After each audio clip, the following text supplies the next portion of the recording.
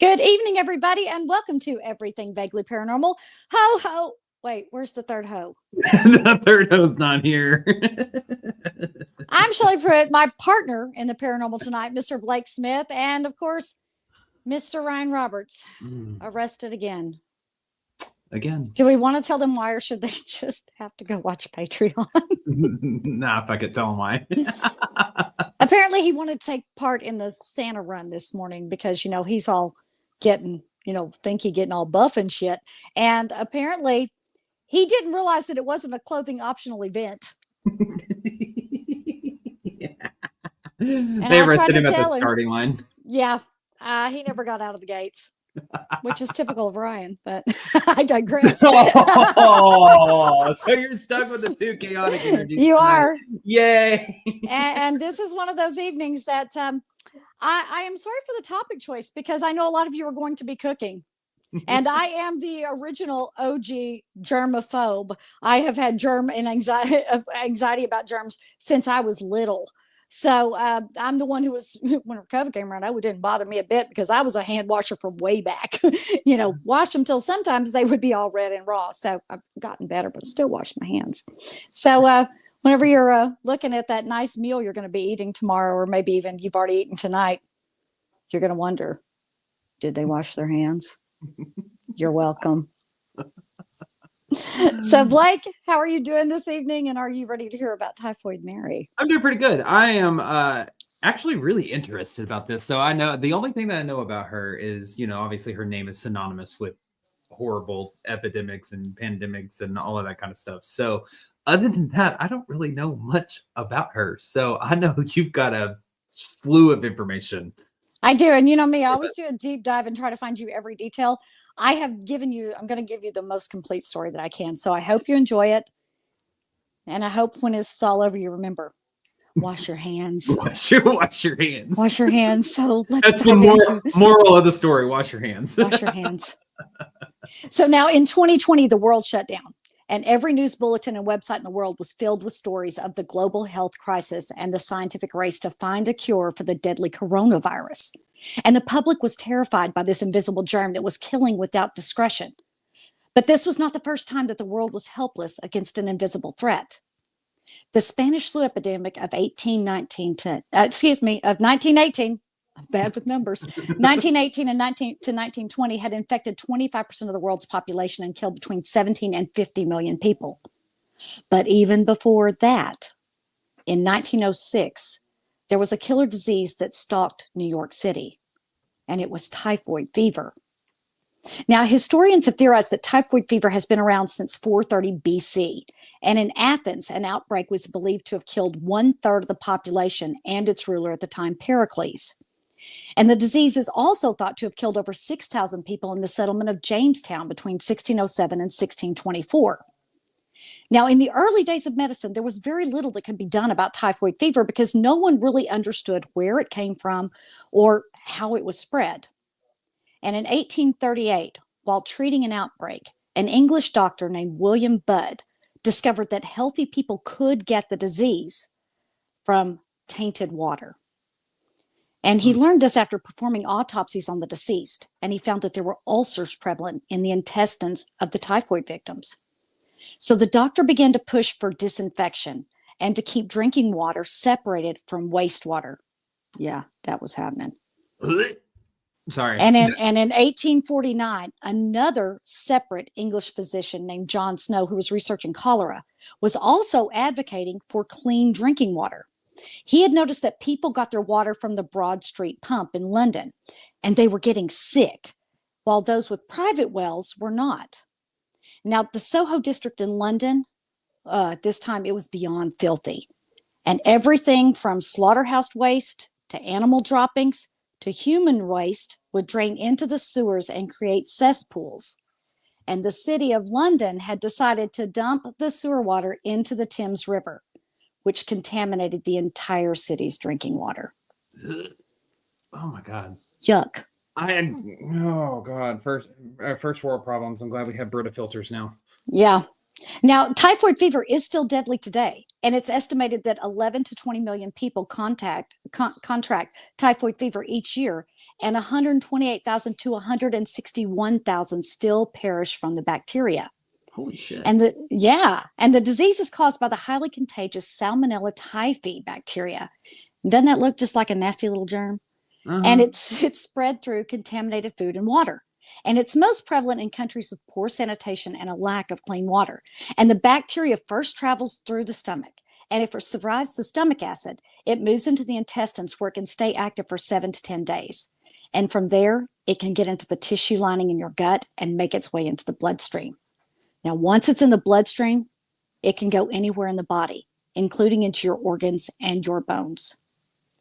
Symptoms generally appear 6 to 30 days after someone is exposed.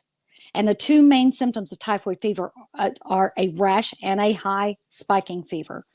And without treatment, most people will experience gastrointestinal bleeding, which can lead to sepsis. The bacteria can also cause a swelling of the brain, the heart, the spleen, and the liver.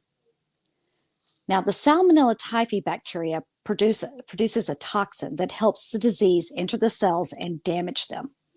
And over the years, there have been 2 vaccines developed to prevent typhoid fever. And now it can be treated with antibiotics.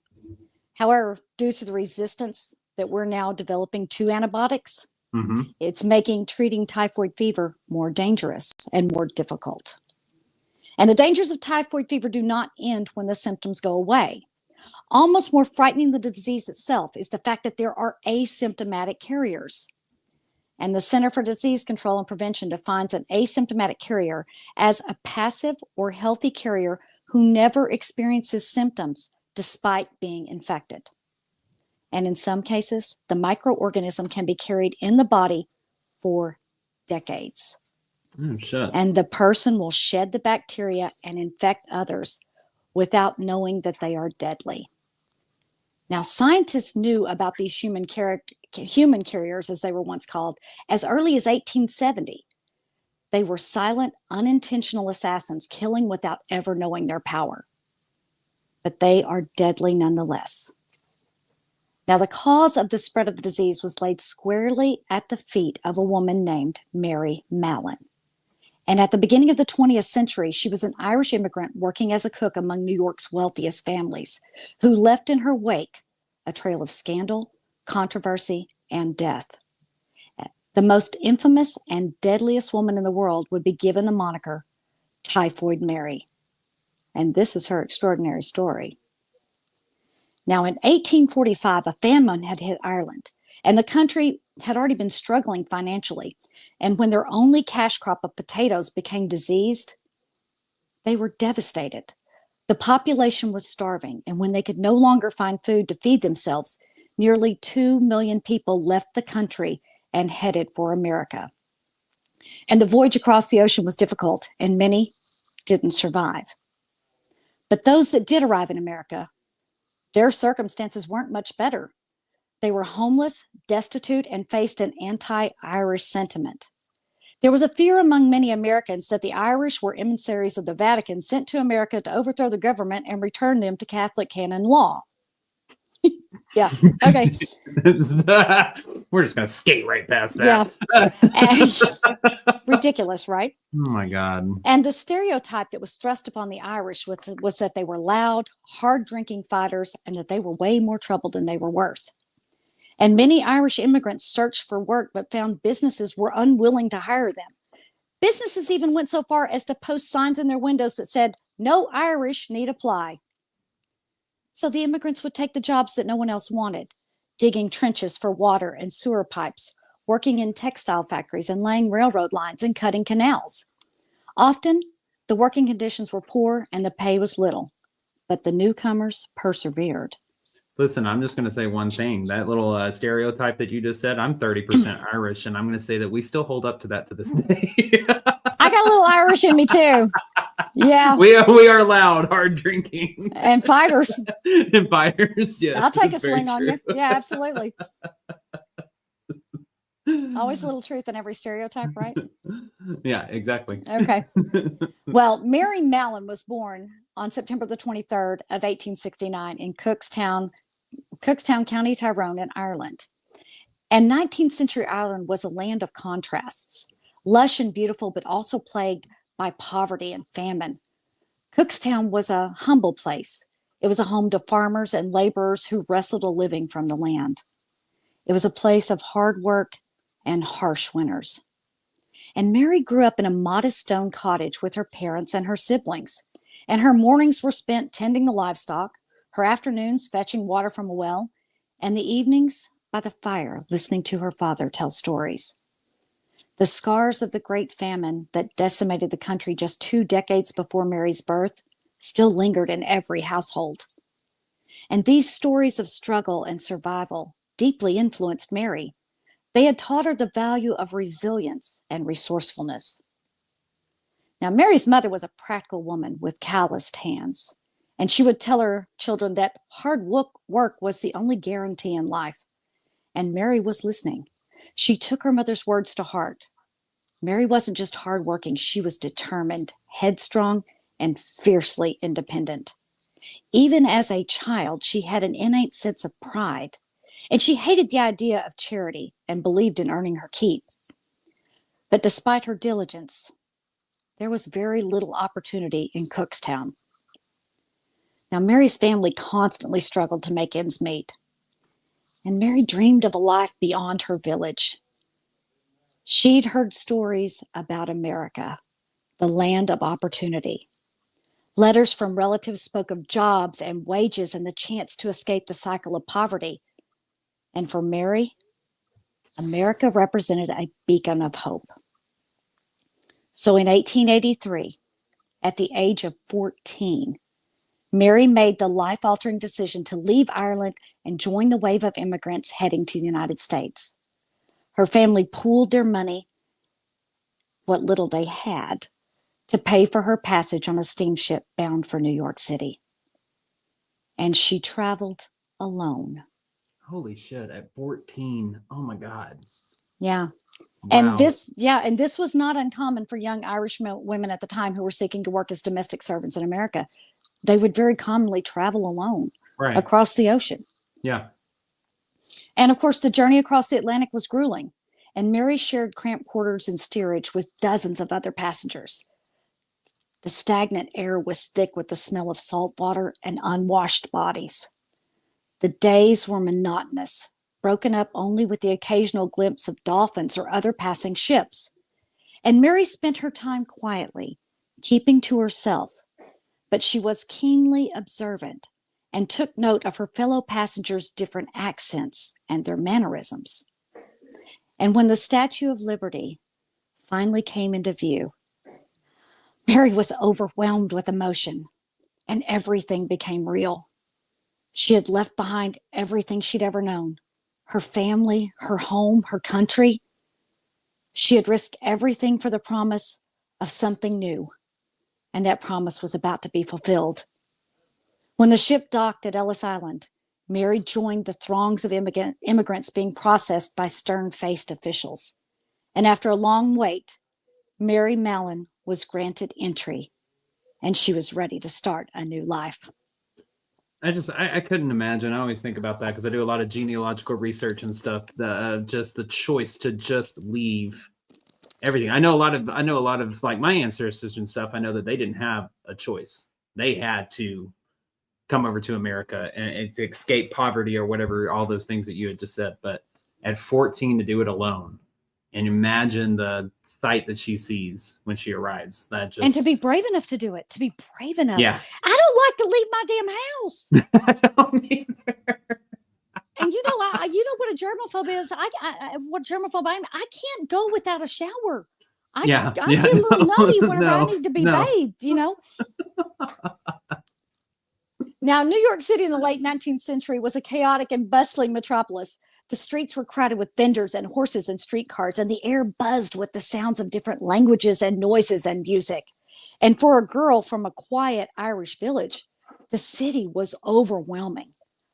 But Mary quickly adapted.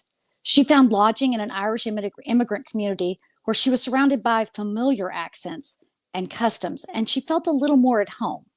Now, some sources say that she moved in with an aunt and uncle that died soon after her arrival, but I couldn't confirm that. It just depends on which story you hear. I can confirm that every story said that she moved into an Irish immigrant neighborhood or Okay. community. Okay. So the aunt and uncle are questionable. So, but Mary did quickly secure a job as a domestic servant, cleaning homes and doing laundry for middle class families. And it was grueling work, but Mary excelled at it. Her employers noticed her attention to detail and her strong work ethic. They noticed the pride she took in her work to the point of being a perfectionist. And over time, she worked her way up to becoming a cook. Now, to be a cook in a wealthy household was like being a queen. Often, it was the most well-paid position for a female in domestic service. And cooking allowed Mary to showcase her creativity and her skills, and she took great pride in her meals. She became known for her hearty stews and her buttery scones and her rich, delicious desserts. And employers valued her ability to create delicious meals that were also economical. And word of Mary's talent as a cook spread. And by 1900, Mary had established herself as a much sought after cook. And she worked for some of the wealthiest families in New York and in the surrounding areas. Even though she never stayed with any one family for more than a year or two, the families trusted her and depended on her. Sometimes they depended on Mary so much that they would bring her along on family holidays and vacations.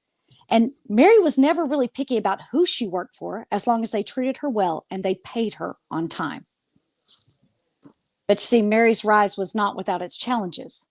The immigrant community still faced widespread discrimination, especially the Irish, who were often stereotyped as dirty and ignorant. But Mary, with her sharp tongue and fierce independence, refused to accept such treatment. She was educated, and she knew how to read and write and do math. She was skilled at sewing and crocheting and developed a reputation as someone who wouldn't back down, even when it might have been wiser to stay quiet. That's that loud, hard drinking fighter coming out. Absolutely right. Absolutely right. So in August of 1906, Mary Mallon was hired as a cook for the Warren family. Charles Henry Warren was a wealthy New York banker and had rented a house in Oyster Bay, Long Island for a family vacation. And the homeowner that he had rented the house from's name was George Thompson. And George was vacationing in the Catskill Mountains. Now, the Warren family would have 11 people in the home, including the Warrens' 4 children, Mary Mallon, and other staff members that the Warrens had deemed essential and brought along on the trip. Can I don't mean to interrupt. Sure, no, go ahead.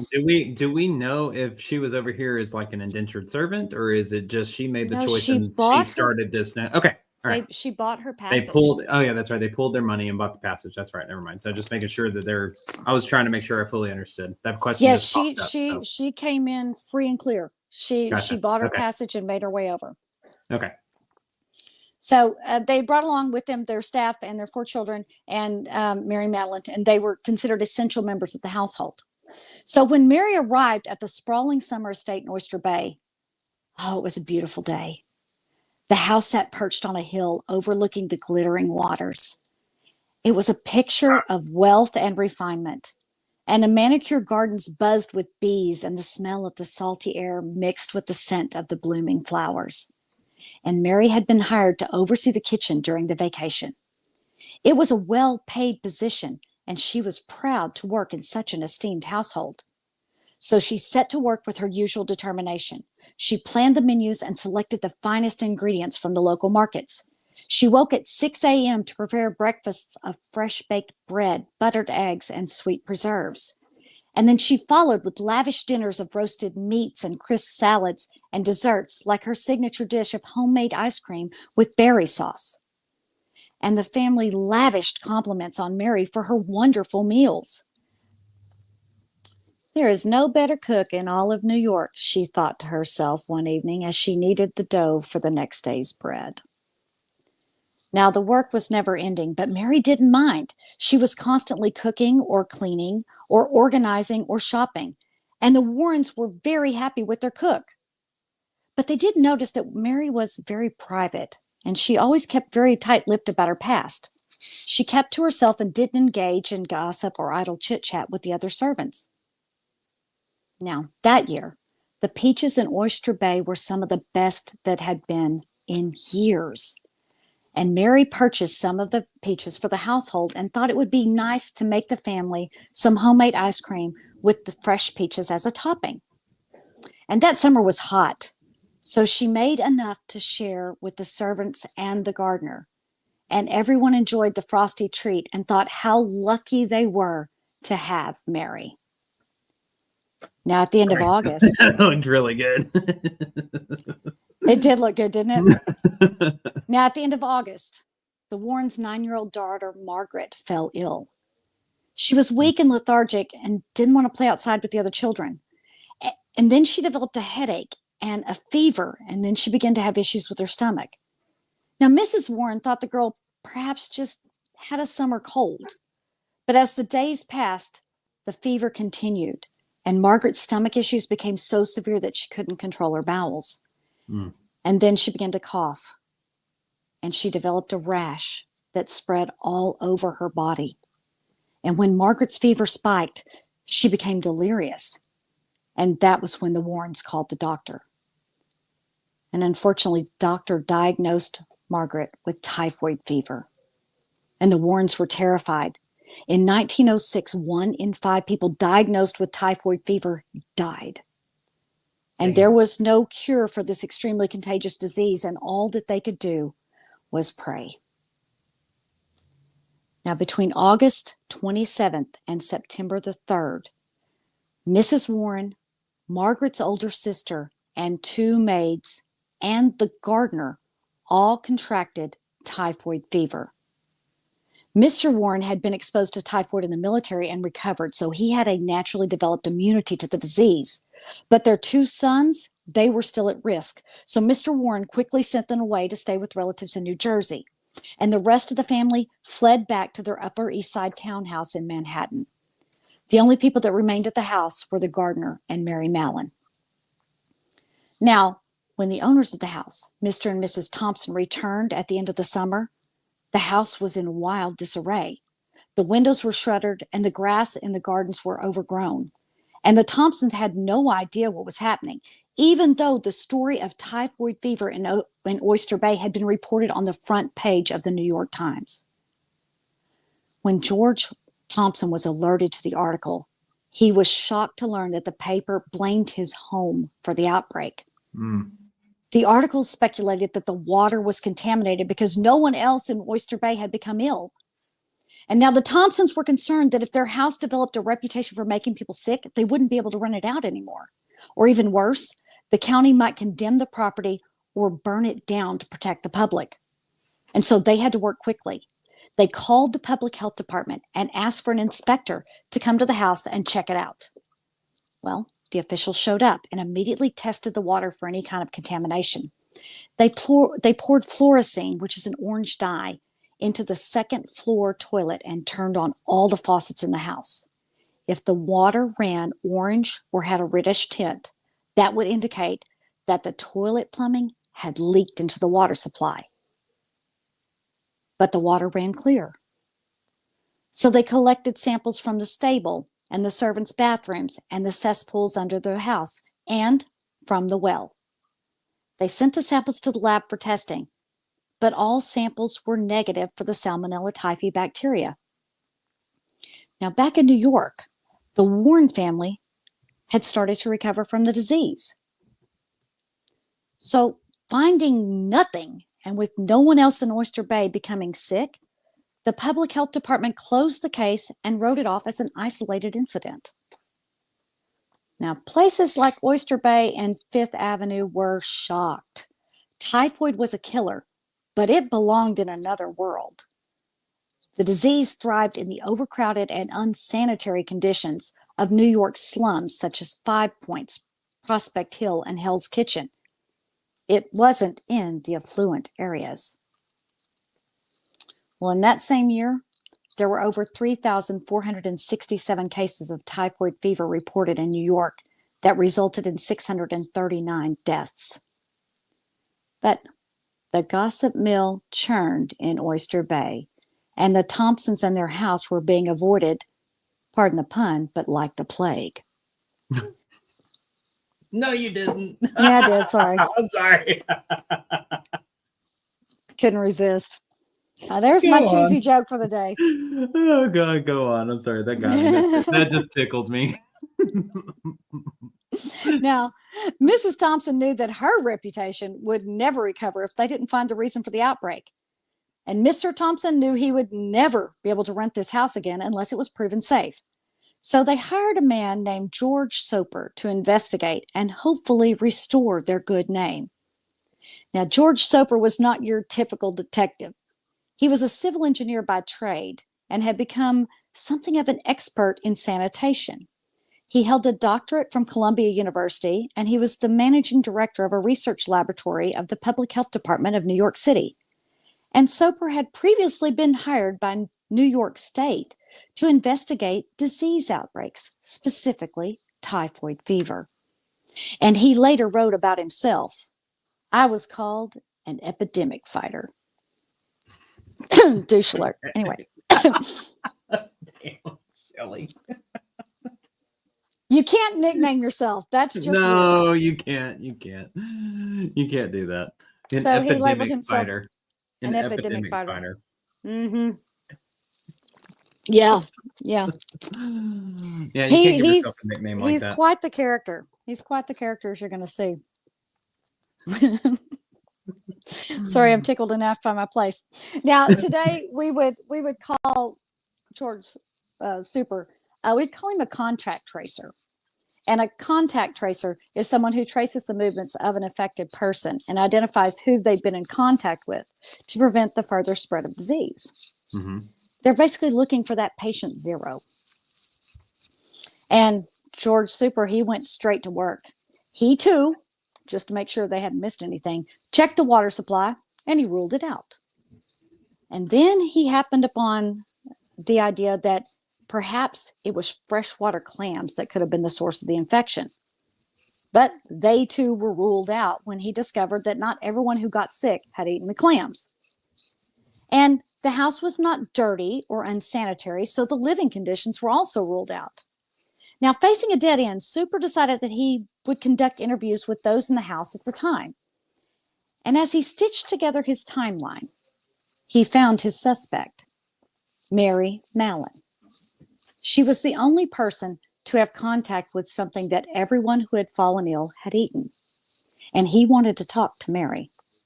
The only thing Super knew was that her name and that the Warrens had hired her from Miss Stricker's temp agency in New York. So he contacted the agency and was given a list of Mary Mallon's previous 6 employers. Most likely, the list was incomplete because she could have taken jobs from newspaper ads or retained employment through recommendations. But George combed through the roster of Mary's past employers, and he traveled to the homes of those employers and interviewed the residents and the other servants. Now, J. Coleman Drayton, a wealthy New York City lawyer, was one of these employers, and he told Soper that everyone had fallen sick in his home except for himself and their cook, Mary Mallon. He told Soper that he couldn't believe how helpful Mary had been and that she had rolled up her sleeves and without concern for her own well-being had helped him care for his ailing family without regard for her safety. And he was so grateful to Mary, who told Mr. Drayton that she had never had typhoid fever, that he paid her a $50 bonus on top of her regular wages for all of her help. Now, once Mary was paid, she moved on to another family. And after conducting all the interviews, Soper discovered a very shocking pattern. Between 1900 and 1907, Mary cooked in the home of 7 families, and in all but one, people fell sick or died. 22 total cases of typhoid fever, and all had shadowed the arrival of a new cook named Mary Mallon. Now, Mary always left immediately after the outbreaks, and she never left a forwarding address and didn't always go into employment under the same name. And he theorized that Mary likely passed along the germ by failing to vigorously scrub her hands before handling food. However, since the elevated temperatures necessary to cook food would have killed the bacteria, Soper wondered just how Mallon could have transferred the disease, because in cooking the food, you should have killed any bacteria that was in it. And then he found that the answer was the dessert. He was told that Mary had regularly prepared an ice cream dessert topped with fresh peaches, and uncooked food handled with her bare hands, and this was ideal for the transmission of bacteria. Damn, I ain't gonna lie, this guy's kind of good. Yeah, he got good. Shit. Like, okay, I take back my joke about him being an epidemic fire. I mean, granted, like, you can't give yourself that nickname, but you living up to it. Yeah, he is. But by the time the disease was tracked to the source in a household where Mary had been employed, Mary Mallon had always disappeared. See, Soper had found the common thread.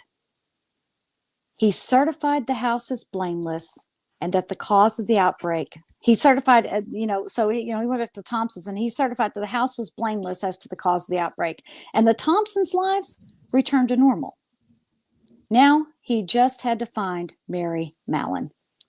Never before had an outbreak been traced to a single carrier, and certainly not one that never displayed any symptoms of illness.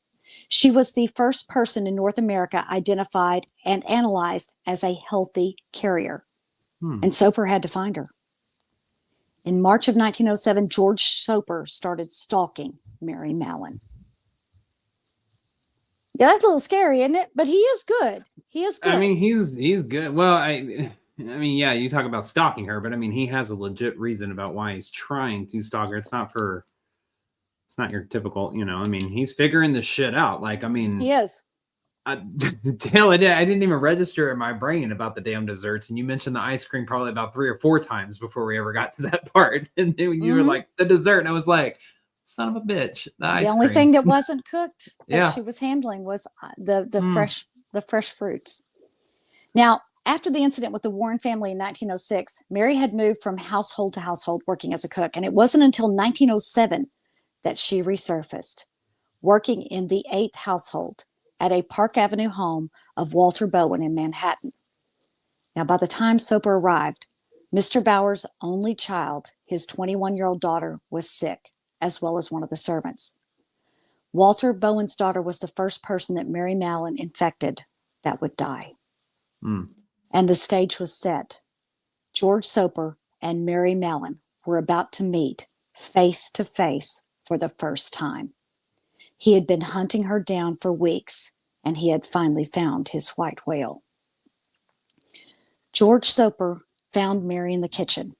And according to George Soper's personal writings, he described Mary as a 37-year-old Irish cook, 5'6", 5'6" tall, a blonde with clear blue eyes and a healthy color and somewhat determined mouth and jaw. And the overzealous exchange began. Miss Mallon, I have to speak with you on a matter of great importance. Mary stared at Soper. She was busy. Who are you and what are you getting on about? I've got work to do. Well, Soper continued. Ma'am, I am George Soper and I'm an investigator for the Department of Health, and I have reason to believe that you are spreading a very dangerous illness, typhoid fever. How dare you? Mary angrily exclaimed. I am not dirty and my kitchen is spotless.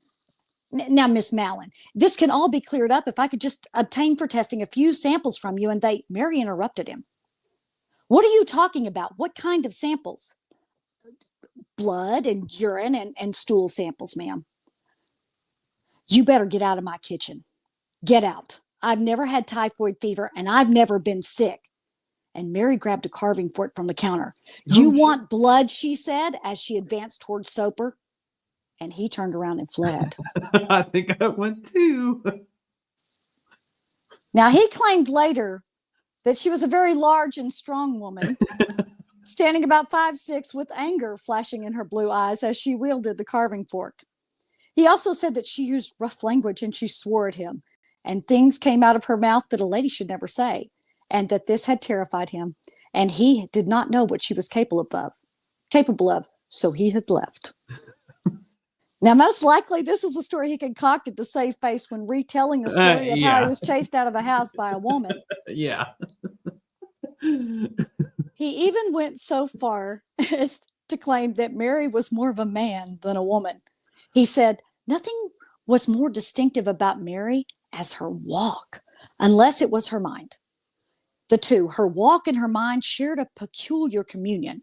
Those who knew her best said Mary not only walked more like a man than a woman, but also her mind had a distinctly masculine character. Now, this description of Mary painted her as not only unladylike, but also as a dangerous and dirty person. And add to that, she was in her 30s and unmarried. Mary was villainized. What an asshole. She chased you out of her kitchen with a carving fork, and you're going to basically call her brutish. She must be a man. I wouldn't have run from a woman, right? Oh, Lord. Now, never mind. I'll keep my comments to it's myself. okay. It's okay. So you see, this is what I'm talking about. So Soper's a bit of a character. Now, Soper later also wrote, and this is from his own writings that I'm quoting you. He later said that I expected to find a person who would be as desirous as I was for an explanation in the way of which typhoid had followed her. Certainly she could not have failed to be impressed by the strange fatality with which the disease had broken out wherever she went. It must have looked as though I was pursuing her. I thought I could count upon her cooperation in clearing up some of the mystery which surrounded her past. I had hoped that we might work together to complete a history of her case and make suitable plans for the protection of her associates in the future. Fuck off. Like you came in here and told me that I have a horrible disease and I'm like spreading it around. Like, get out of my kitchen with my carving fork. Well, Mary didn't want his help and his approach was all wrong. Here was this strange man that she did not know, standing in her place of employment, accusing her of making people sick and asking for her blood, urine, and poop. Yeah, hard pass, weirdo. I can't say I blame Mary. If some weirdo walks in my kitchen and go, can I have some of your crap? No, get out. Yeah, What's wrong with you? I can't blame her either on that one. I think I'd have grabbed a carving fork as well. Yeah, I would have too. I don't blame her for running him off in this sense. She didn't know who the hell he was. No. Well, not only that, but I'm sure she has no idea what a healthy carrier is or an asymptomatic carrier is at this point. She has no idea, and she's never had it, so she doesn't think she has the disease, anyways. Exactly. Lord. And now a rumor of Mary being someone who made people sick, that could have ended her career as a cook. And who knows, Soper reported that he was diplomatic, but it's unclear how you can diplomatically accuse someone of inadvertently infecting and killing people. I'm not sure how you can do that diplomatically, but he says he did. Okay. All right. Go on, Mr. Soper. But the diligent Mr. Soper proved to be Mary's arch nemesis. Soper began to follow Mary around New York, trying to collect any kind of bodily fluid from her. And Soper described his pursuit of Mary as a cat and mouse game. But for Mary, most likely it was terrifying. No shit. He even began to show up at the homes of her friends. And even though she was literate, it's unlikely that Mary understood the finer points of Soper's scientific explanation, even if he had offered them, which we're not sure he ever gave her any explanation as to why he needed all these things. And then Soper found a friend of Mary's, a man named August Breihoff. He was a 51-year-old unemployed policeman who spent his days in the bars and his nights with Mary. And the exact nature of their relationship is unclear in history, but Soper seemed to think that it was one of a romantic nature. Because, you see, Mary often brought August dinner after she was done with work for the day, and sometimes she paid the rent on his apartment, most likely because she felt sorry for him. And after meeting with Soper, August Breihoff agreed to set Mary up. What an ass. What a dick. So August invited Mary to his apartment where Soper and medical doctor Bert Hubler were waiting. And when she arrived, she was immediately angry. But lucky for Soper, there weren't any carving forks around. Now, both men did their best to persuade Mary to provide them with samples so they could just determine if she was truly spreading the disease. And again, Mary defiantly refused. She didn't understand how she could be carrying a disease that she had never been afflicted with. And she was, honestly, she was tired of being harassed. And she began to swear and scream at the men. And they tried unsuccessfully to calm her down. And when she began to throw random objects that she picked up from whatever were close at their head, they quickly departed. Yeah, Soper ran like a bitch again. I'm sorry. I love this woman, though. I mean, I I know do. that we're trying to like chase her down for an asymptomatic carrier situation, but I love her She got some reaction fight to in all her. this. She's got some fucking She's got some balls on fight in her. her. Like, I Yeah. love this. And she's these two men. Now she's seen Soper before, but she hasn't seen Dr. Bert Hubler. Yeah. And now Soper's bought freaking reinforcements. Now who is this son of a bitch? I can see her going, whoa, you both are waiting here. And now I could not find what she did to August Rehoff, but I'm sure he had a little hell to pay too. And I'm sure he had a little bit more than having a random pan chunked at his head. Probably. I'm sure something with him made contact. We'll just put it that way. Yeah, I bet she didn't miss with him. Yeah, exactly. So after this, Soper determined that Mary Mallon was never going to cooperate. And he thought that she was an emotional, irrational woman who could never be reasoned with. And Soper worried that Mary would quit her job with the Bowen family and again disappear. If he allowed her to get away, he might never find her again, especially since she knew he was hunting her. So he met with members of the Board of Health and laid out his story. He called Mary a menace to the community and informed them that she had been made aware of the harm that she was causing, but she didn't care. Now, Soper recommended that they take her into custody and that they would need to use force because she was a hysterical woman prone to violent outbursts. Now, at this time, the Board of Health had an enormous amount of power. They could make laws and enforce them with little or no oversight. And they agreed that if Mary would not voluntarily provide the samples requested, then she would need to be arrested and brought in for testing and quarantined. And Mary was the first person they ever had to arrest that didn't look sick. Hold on before you, sorry. Do we know up to this point, I know you said it earlier, but up to this point, now that he's followed her around a couple other places, has he ever said these we know she knows that she's been told typhoid fever, but is there any further explanation other than you're carrying typhoid fever? No, he's been telling her she's infecting people and that he needs samples from her. He is so involved in getting a sample that I don't think he ever actually explains to her why he needs it. Why and what he's just telling her she's making people sick. Got it. And she's going, I can't be making people sick. Yeah. I'm not sick. I've never had typhoid fever. She is adamant about this, and she stays true to saying, I have never had typhoid fever in my life. To the day she dies, she does not believe that she is a carrier, and she clings to that. I've never had typhoid fever. Yeah. So in an attempt to maybe make things go a little more smoothly and put Mary at ease, this time, they sent a female doctor named Josephine S. Baker to ask Mary one more time to voluntarily provide a sample for testing. Now, Dr. Josephine S. Baker was a smart woman. She was the first woman to earn a doctorate degree in public health from New York University and Bellevue Hospital Medical College. And she was the first director of the New York City Bureau of Child Hygiene. She was extremely accomplished and credited with lowering the infant mortality rate in New York. And there are a lot of things she did and that I could list off, but this isn't a story about Dr. Josephine S. Baker. Right. Just know that she was knowledgeable and she knew what she was doing.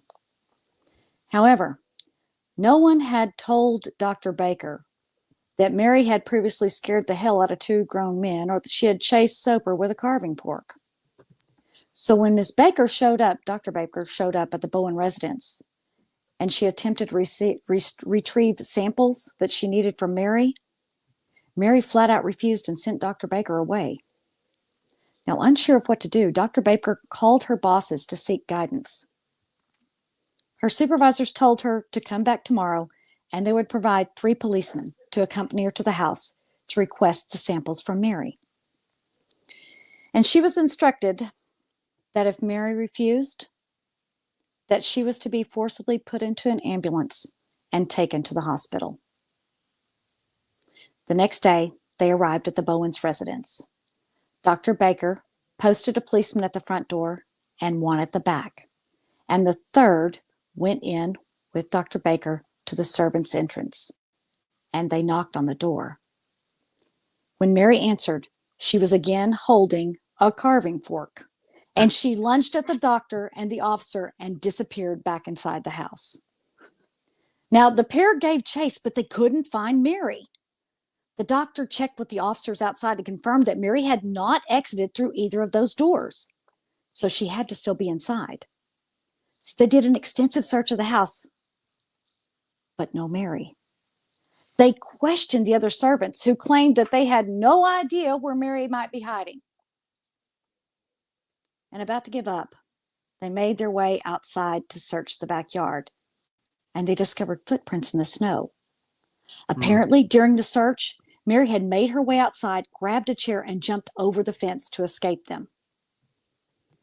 And once again, Dr. Baker had to call her supervisors and report that she had failed. Now, she was not met with sympathy and was basically told that they didn't care how she did it, but she was to find and arrest Mary Mallon and not to come back without her. So Dr. Baker had 2 more police officers show up, and they continued to search for the next 2 hours. Damn. Standing outside in the snow, completely defeated, the group was contemplating their next move when an officer noticed a piece of blue fabric underneath the stoop of the house. The scrap of fabric was caught in a small door that led to the coal chute. Well, the servants had helped Mary hide. So when the police pulled Mary from the coal chute, she fought them. She screamed and kicked and threw her hands. And Dr. Baker said that she couldn't get Mary to calm down long enough to even explain what was happening. Dr. Baker stated that she was maniacal with her integrity, and there was nothing I could do but take her with us. It took 4 police officers to wrestle Mary into the ambulance. This And woman was not playing. Sorry. No, go ahead. She was what? This woman was not playing. Mm-mm. Like, God. Yeah, she was not going to go willingly. And you have to remember, the Irish were stereotyped and stigmatized. And Right. she was probably used to having to fight more often than we even Yeah. know. So, it took 4 police officers to wrestle Mary into the ambulance. And she was so wild that Dr. Baker reported that she had to sit on Mary's chest in the ambulance to keep her still. And Dr. Baker wrote, "It was like being caged with an angry lion." And Mary was delivered to the Willard Parker Hospital on the Lower East Side. It was a facility specifically designed to house patients with communicable diseases. And it was also a teaching hospital. Now, Mary was put into an isolation ward, and her clothes were taken, and she was given a white robe to wear. She wasn't allowed to make a phone call or to contact anyone. No one told her what was happening or how long she would be there, and she was treated like an animal in a zoo. And the doctors finally attained their samples without her consent. Oh, Jesus. Lab tests showed that Mary had a high concentration of typhoid bacilli. I knew I was going to mess up this word. Bacilli in her excrement. Yeah, finally got that stool sample. And this led doctors to believe that the bacteria had colonized in her gallbladder. Now, medical professionals were truly in awe of how a healthy looking woman could be infested with typhoid and not show a single sign or symptom. It had been determined that less than 1% of people could carry this much of the disease and still survive. So Mary was rare indeed. And after Mary's diagnosis, George Soper went to visit her in the hospital. But he came and he proposed a solution for her. He proposed that if she had her gallbladder removed, she would be rid of the germs and she could be released. And to sweeten the offer, he told Mary that he was going to write a book about her case and give all the money to her. She would be rich and he would be famous. Now, it was never reported what Mary's exact words back to Soper were in response to his proposition. She didn't have a carving knife or carving fork, did she? No. And Mary was not about to go along with anything that Soper suggested. She most likely blamed him for her current state of incarceration. Sorry, I got a little mush mouth there. And to be honest, Mary was terrified of surgery and thought that the health department might actually be trying to kill her. She got up, walked in the bathroom, and closed the door, effectively ending the conversation with Soper.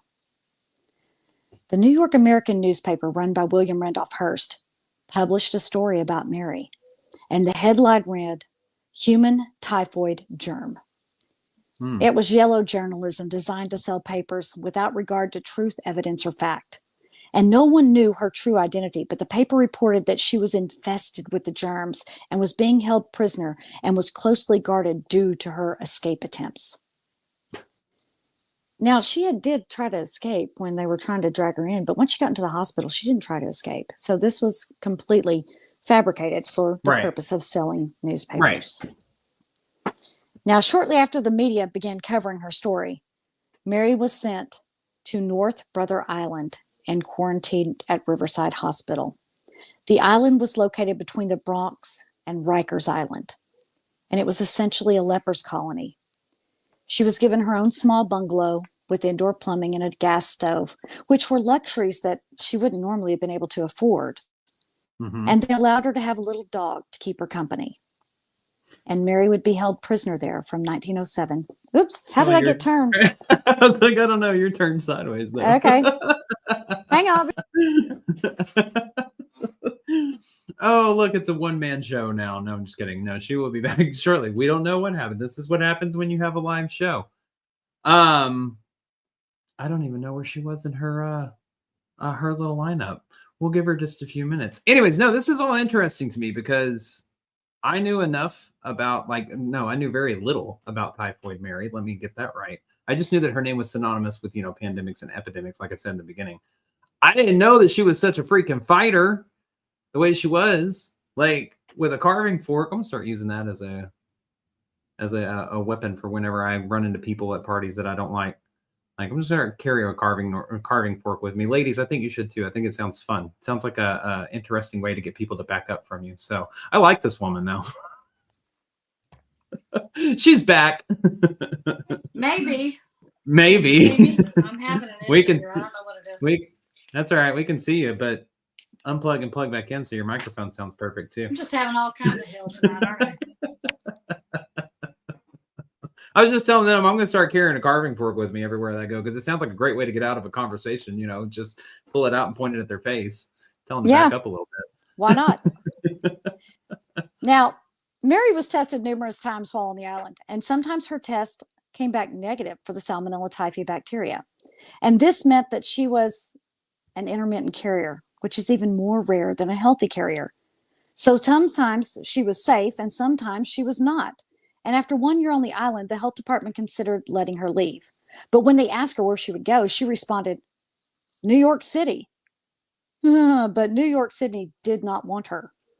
She was told that if she left the state and used a fake name, they would consider releasing her. But Mary didn't want to leave New York. She had lived there longer than she had lived in Ireland.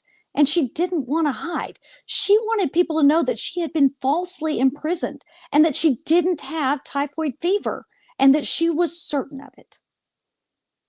Well, the health department denied her request to leave. In a medical session in 1908, a doctor gave Mary the moniker that she would be stuck with forever. Typhoid Mary. Her real identity had been kept hidden from the press, but this wasn't going to last. The Sunday morning edition of the New York American published a story on the front page that gave her real name and printed actual pictures of her and included an illustration of her cooking and cracking tiny skulls into a pan. They also printed writings from George Soper and Dr. Park that stated she would likely leave a trail of death and destruction in her wake if she was ever allowed to leave. And it also stated that she was being kept there for the safety of the public. And this infuriated Mary. She wrote a letter to the editor of the paper stating that she had become a peep show. And she wrote, in reply to Dr. Park of the Board of Health, I will state that I am not segregated with the typhoid patients. There is nobody on this island that has typhoid. There was never any effort by the board to do anything for me except cast me on this island and keep me prisoner without being sick nor needing medical treatment. Now, this letter was never printed in the paper and was not made available until years later. But Mary's story caught the attention of a New York lawyer named George O'Neill. And he felt outraged at how Mary was treated and thought this was a clear violation of her civil rights. And it was setting a very bad precedent for any future cases to come. So Mary hired O'Neill, and in 1909, she sued for release. Now, it's unclear how she paid for the services of the attorney, but it was speculated that William Randolph Hearst was footing the bill. Hearst had done it before with other spectacular news stories in order to gain leverage for the exclusive rights. And what he would make in paper sales would more than cover Mary's attorney's fees. But where the money came from, no one to this day is quite certain. But O'Neill did represent Mary, and as she stood in front of the Supreme Court, the court was actually surprised at how clean and healthy she appeared to be. O'Neill told the court how her rights had been violated and that she had been taken against her will. Her bodily fluid had been stolen from her without her consent, and she had been denied due process. And when Mary's turn to speak came, she told the court, I am an innocent human being, and I have committed no crime.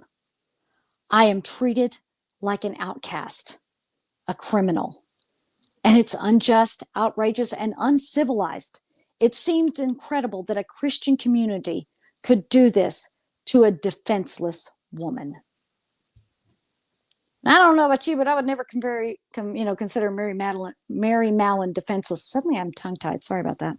I wouldn't call her defenseless either, but that woman could put up a fight. Yeah. But the court adjourned 3 hours later, and Mary was returned to the island to await their decision. And 3 weeks later, the decision was handed down. The case was dismissed. The court determined that her rights had not been violated, and her imprisonment was not illegal, and that she should stay on the North Border Island. What? Are you freaking kidding me? Nope. Now, eventually in 1910, Mary Mallon would be released from the island. And just before she left, she wrote letters to all the doctors that she felt had been responsible for her imprisonment, and also to George Soper to let them know that if she ever got off this island, she was going to find them and kill them.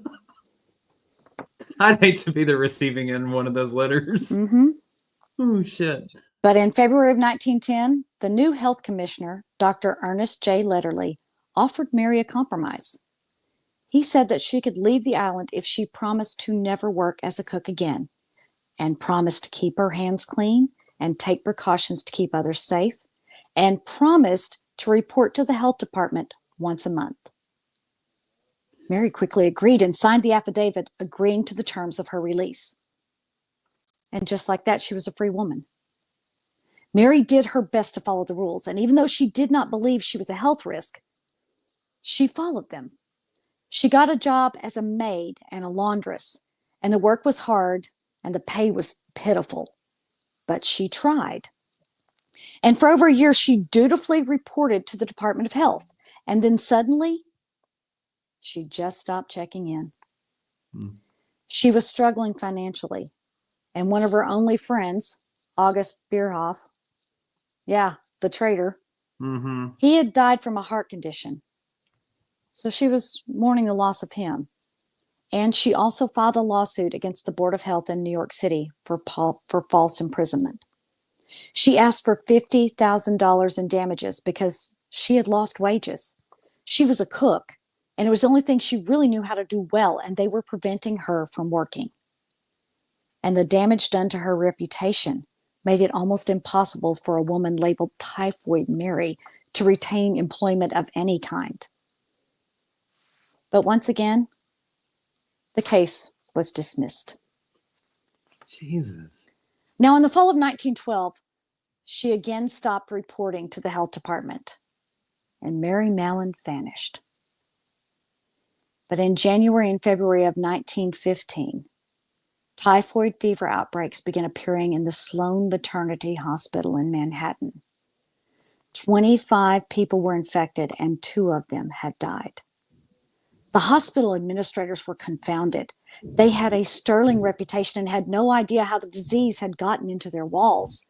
They followed all the rules and regulations and kept their facility above the recommended standards. And now a vaccine for typhoid had been invented in 1911, and fortunately most of the staff and the patients were vaccinated. Well, thankfully, epidemic fighter George Soper was available to step in and help. Oh my God, this guy again. Mm-hmm. He showed up and began interviewing the hospital director. And when, to his surprise, the director revealed that they had hired a new cook 3 months before the outbreak. And the director sang the cook's praises, saying that she was hardworking, kept to herself, made delicious food, and everyone loved her homemade ice cream. It was just amazing. Oh, Soper's ears perked up. And he asked for the cook's name, and he was told that her name was Mary Brown. Now, Soper insisted on meeting this amazing cook, but he found out that she had left shortly after everyone started getting sick. And following a hunch, he asked the director if he had anything with the cook's handwriting on it.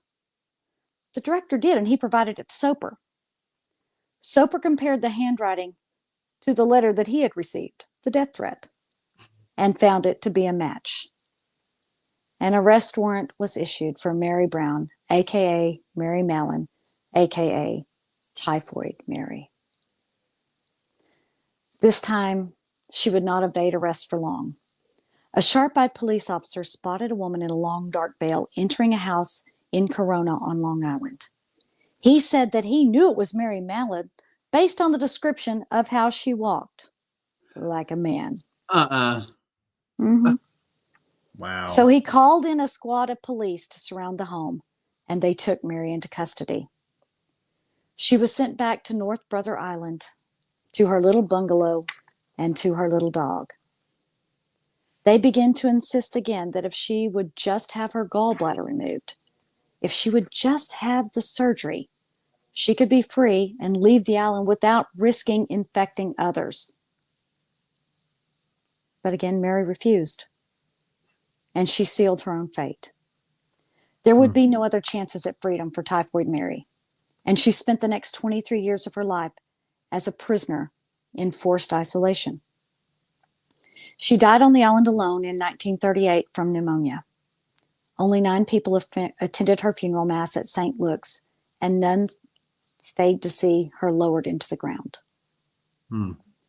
Now, when Mary Mallon died, the city of New York had identified over 400 known asymptomatic carriers of typhoid, but none of them had been quarantined. Only Mary. Now, had she been a victim of the system and treated her more like a threat than a patient? Health authorities believed that they had no other choice than to quarantine Mary because she refused any and all precautions to ensure public safety. She had been told that she was sick. She had been told that she couldn't work as a cook, yet she changed her name and continued to spread the disease.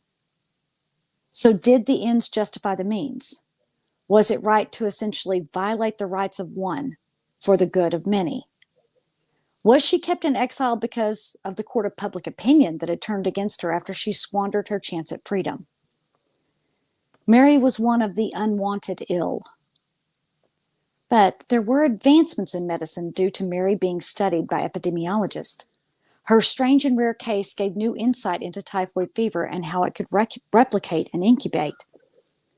But we have to ask, To what extent are we willing to sacrifice individual liberty to protect public health? And how far is too far? There isn't a clear moral to the story of Typhoid Mary. And Mary Mallon holds a very rare and awkward place in the history of medicine. And whether Mary is viewed as a victim or a villain, she made epidemiology the talk of New York and the world in years just before World War I. She was an Irish cook with a signature dish of ice cream and fresh peaches. Perhaps had her signature dish been hot apple pie, we would never have known her name. That's actually so true. I didn't even think about that. Yeah. Yeah. And so she only made a hot dessert and not instead cold of a cold dessert with fresh fruit. The bacteria could have been killed off, and we may never have known her name. Now, I'll tell you this about Mary, and I did cut some of this out, but I do see I have just a little bit of time. Mary did wash her hands. It wasn't like, she was a cook. She was constantly washing her hands. However, Right. she did at some point admit to Soper that she didn't do it all the time. And this was because the soap that was used was lye. They used lye soap at this time. And scrubbing your hands with lye soap. I don't know if you've ever used lye soap. I have. And it will make your skin sting. Yep. And it will, and if you're cooking and you're constantly washing your hands, this could cause your hands to crack and be bloody and they would be raw and they would hurt. So she did admit that she didn't always wash her hands thoroughly after she'd gone to the bathroom. But yeah. Anyway, but Soper got after her. She got after Soper. She got after Soper too. I'm sorry, she did. I mean, with a carving fork. I'm sorry, I just have this. She's 5'6", you said. So she's 5'6". She's blonde hair, blue-eyed, tall, 6, and as he described her, a large and strong woman. So she's roughly about the size of me. So height-wise and stuff, because I say I'm 5'7" on a good day when I'm wearing my inch shoes. But I'm actually about 5'6". So she's about as tall as I am, but I can just see this woman just with a carving fork in her hand every time these people show up. I'm like, I fucking dare you. I mean, if you think about it, if you think of what tools she would have had at her disposal, it would have been the carving fork. I mean, she would have been carving meats and doing all this for every family's dinner. So I don't find it unusual. That's the first thing she grabbed. Thank God it wasn't a butcher knife or something. No shit. I will say my opinion. Okay, first of all, I did not know that she went all the way to the freaking Supreme Court. I didn't know that. She did. I had no idea that her case made it all the way to the Supreme Court. Yes, when O'Neill took her case, he got it all the way to the Supreme Court. He got it heard by the Supreme Court. That's crazy. And they dismissed it. Now, I don't know if it was harder back then to get to the Supreme Court. Right. I don't know what the difficulty. I don't know what that level of difficulty was, but she got there, and she was heard, which was a lot more than most people got. So go ahead. I'm sorry. What else were you saying? No, I think that the level of isolation and imprisonment, in my opinion, to the extreme, was a bit much. That's my opinion. Like, well, I think 23 years basically in exile, in isolation and imprisonment after a vaccine had been developed. Yeah, that's a bit much, especially if she's the only one that was forcibly quarantined, and there were over 400 asymptomatic carriers at that time. Like that were identified. I think that was a huge violation of rights, in my opinion. I think that she was treated horribly for that. Now, I'll tell you this too. There was a man that was identified close to the same time as Mary, a little after Mary, that was also an asymptomatic carrier, and he ran a bakery. And they were constantly getting reports of typhoid fever coming from that bakery. This is when Mary Mallon was in isolation. It couldn't have been her. And they told him he would have to shut down his shop and everything. But he told them, this is how I make my money. My family relies on me.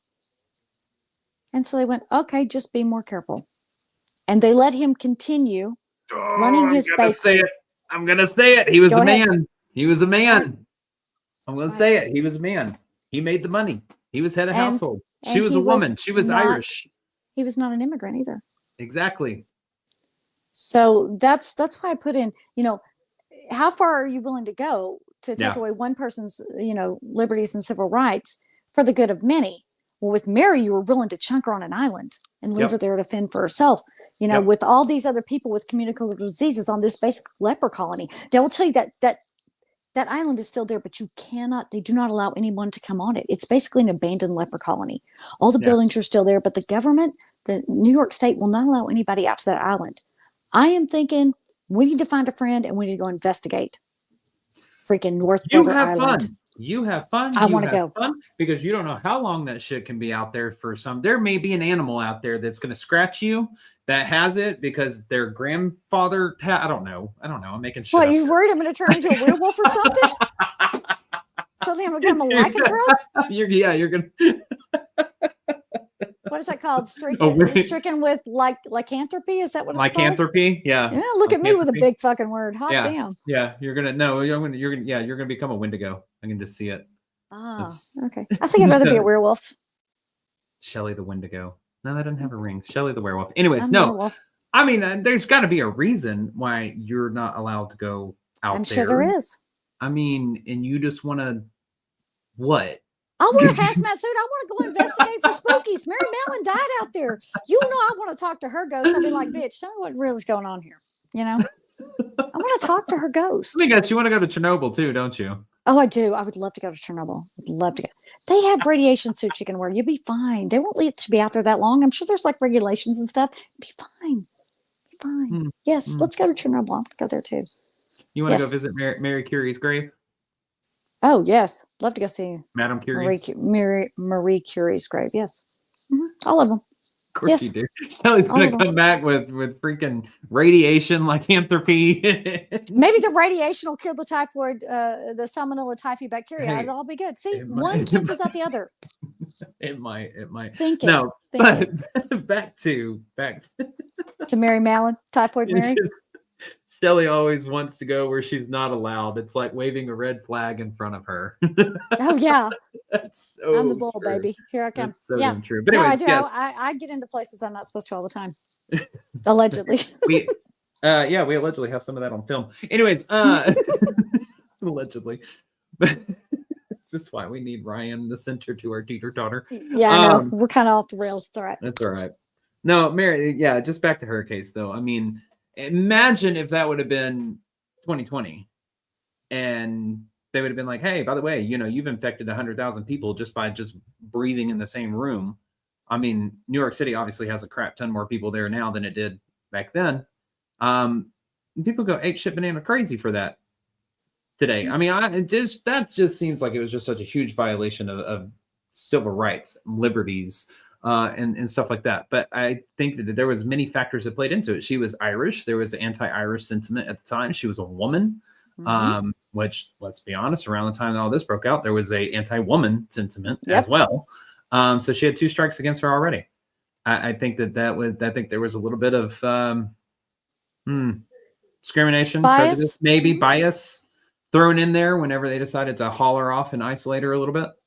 And I don't think it's fair.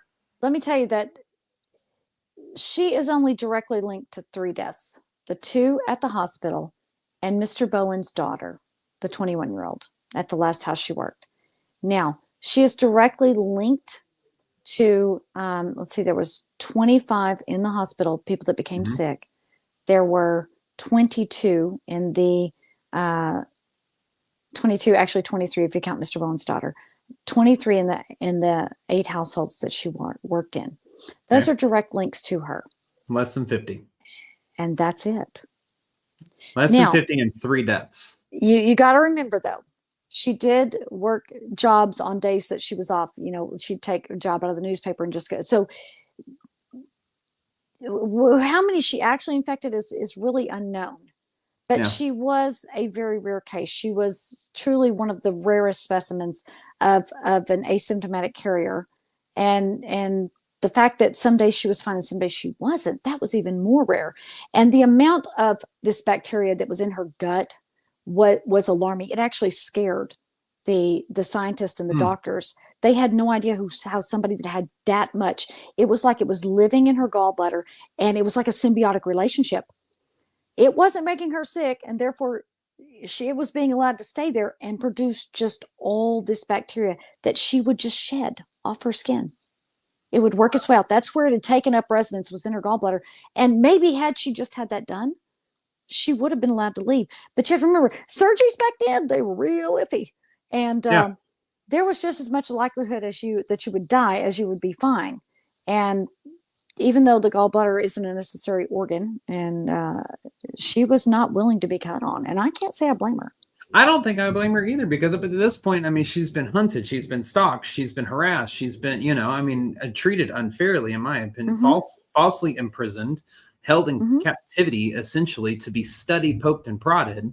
I mean, hell no. I'd be like, no, you ain't cutting into my shit. No, because she really thought that the Department of Health was going to try to kill her if she allowed them to put her on a table, knock her out, and cut on her. I don't blame her. And I don't think she's wrong. She already produced a carving fork twice because of this. Yeah. And it's funny because Anthony Bourdain, who is, he's a famous chef. He actually wrote a book about Typhoid Mary. Came across it in a bookstore the other day when I went, which I thought was funny. And he makes a reference, and I have not read this book. I read a couple of excerpts from it in looking, for some stuff about Mary. And he actually, kind of defends her of when you're a cook or a chef, that's your life, that's your creativity, that's your outlet, that's your joy. And basically something that gave her joy and her main source of income was pretty much just ripped from her. Yeah. There weren't rubber gloves you could put on to keep your hands safe and all that kind of stuff. So, and again, it all came down to the fact that Mary Mallon was not a dirty person. She wasn't. Yeah. But perhaps she didn't wash her hands thoroughly enough.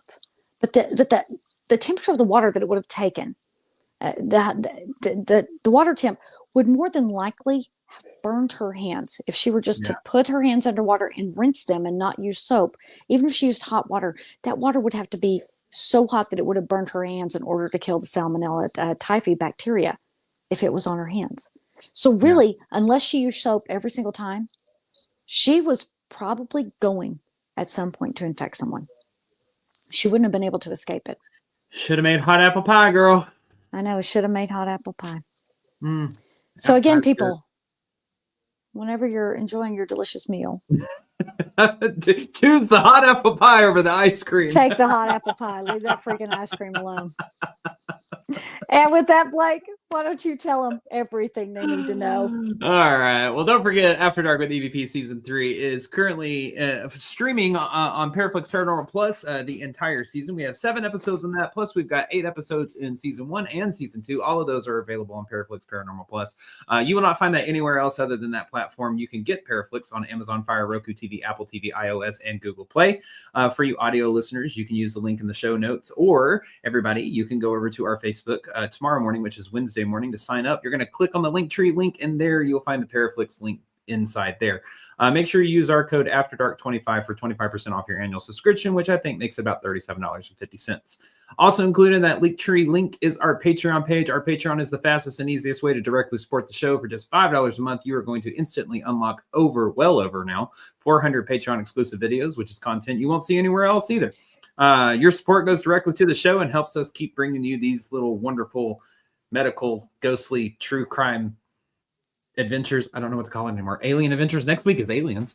Week after week. And best of all, that price is never going to change. With that, you will get access to pre and post broadcast shows, which is the 30 minutes before and the 30 minutes after each live episode. So you're getting an additional hour every single week with us. Over there, we dive into even deeper conspiracies, theories, aliens, whatever you want to talk about. We also share way too much over there about our personal lives. So go get to know us a little bit more over there. We've also got our never before seen investigation footage as well from places like Hill House Manor, McIntyre Villa, and such. Don't forget, we offer that 7-day free trial, so you can check it all out before committing. Come over and join the Patreon family and be part of the EVP family. Make sure to follow us on all those social media channels that are also within our Linktree link. just click the icons at the top or search for Everything Vaguely Paranormal on whatever platform and look for that green sound wave. And remember, I'm sorry, I jumped my cue. My apologies. I was going to say, remember you audio listeners, remember you can catch us live every Tuesday on video where you can see our lovely faces. Every Tuesday at 8 p.m. on Facebook and YouTube. We want to thank you all for your support. Every like, comment, share, download helps keeps these adventures going as well. So make sure when you're sitting around that family table tomorrow and unwrapping presents that you shout out EVP and then pull it up on the big screen because we're totally not family friendly. And tell them to go wash their hands. And tell them to go wash their hands. And remember, if you have a story, comment, question you'd like to share with us, you can send those to the evppod@gmail.com. That's THEEVPPOD@gmail.com. Well, we wanted to thank you for joining us tonight on Christmas Eve as we share our scary story, keeping up with the great traditions of many other Christmas Eves of the past. And just so you know, I did make the nice list. It's official. The fat man said I did. Anyway, well, we want to thank you guys for joining us. Merry Christmas to you. I'm Shelley Pruitt, my partner in the paranormal, Mr. Blake Smith, and my absent partner, who is probably still in jail, Mr. Ryan Roberts. Thank you for joining us this evening. Yeah. And as always, we will see you next Tuesday. Bye-bye. Bye, y'all.